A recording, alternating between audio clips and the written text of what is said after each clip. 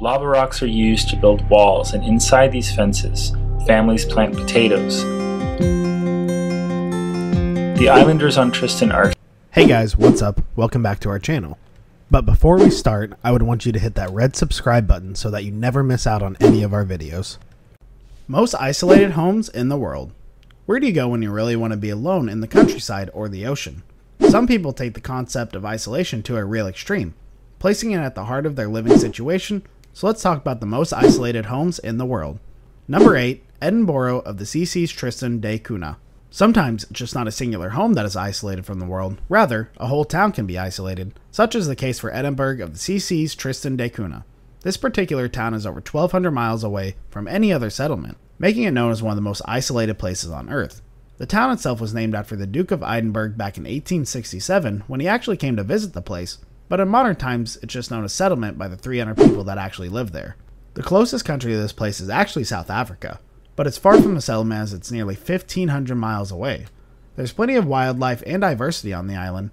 Edinburgh of the CC's is also home to a volcano right in the middle. The volcano actually erupted back in 1961, and the people had to be evacuated. But because the volcano didn't do much damage to their homes and lands, they were able to get back there, and they've remained there to this day. Lava rocks are used to build walls, and inside these fences, families plant potatoes. Number 7, House on Elidae Island. There's a weirdly contoured island just off the coast called Elidae Island, and on this island is a singular house, just one, and it's placed near perfectly in the middle of the island. The house itself was actually built by a group of hunters from Iceland who were trying to catch a puffin. While they felt the need to put the house right there is a bit of a mystery though. The house looks incredibly tiny compared to the rest of the island, and unlike many houses, it has to deal with its own unnatural weather phenomenon, mainly because of the contours on the island. It has to endure incredibly violent winds as well. Perched on the beautiful island of Elidae, part of the Vestmannaeyjar archipelago south of Iceland, this house has a fascinating history that's shrouded in mystery.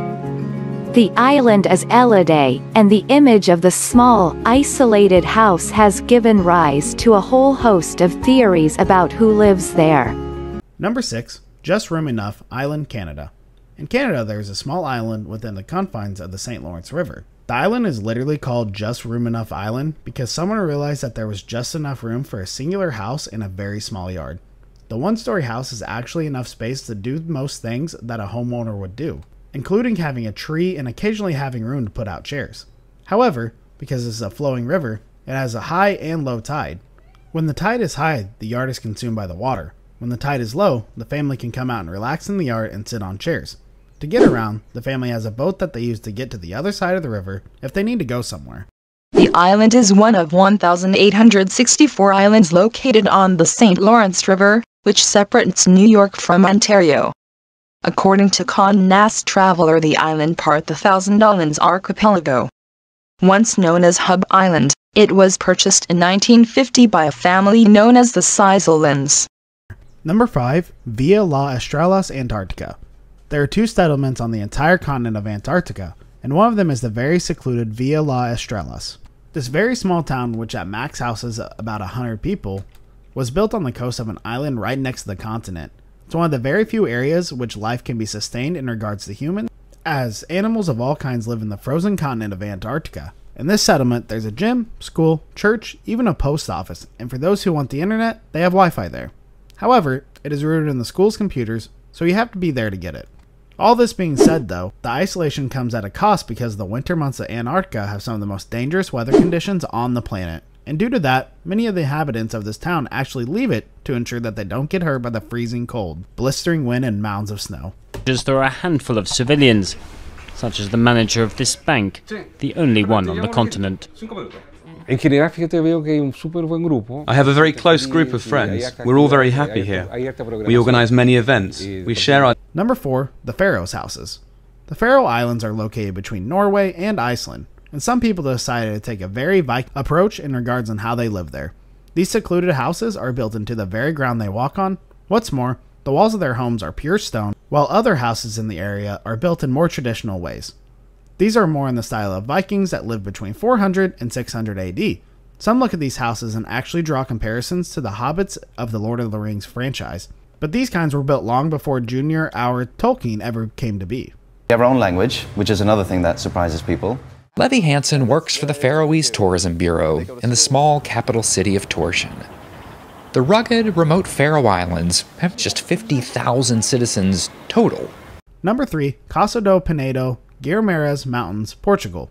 Casa de Pinedo Guimarães literally translate to the House of Stone, which is a very appropriate title for this house in the Pafaf Mountains in Portugal. This particular house was literally carved out of 4 giant boulders, all 4 of which can still be seen today if you choose to go and visit this house for yourself.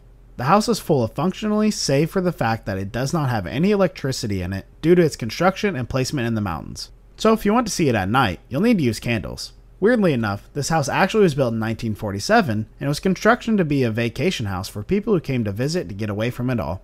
This is likely why they didn't put electricity in the place.